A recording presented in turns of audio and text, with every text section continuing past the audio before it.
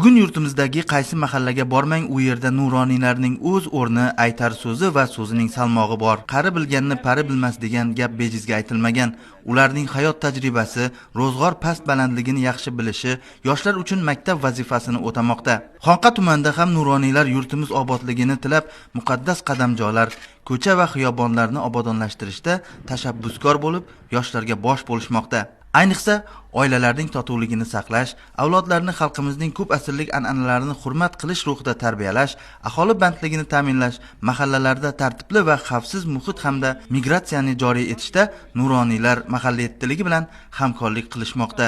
Xususan Mustaqillik mahallasida ham har bir ko'chada ijtimoiy ma'naviy muhitni yaxshilash, aholi o'rtasida hamjihatlikni mustahkamlash hamda milliy urf-odat va qadriyatlar asosida hashar ishlarini samarali tashkil etish maqsadida nuroniylar har bir ko'chaga biriktirilgan.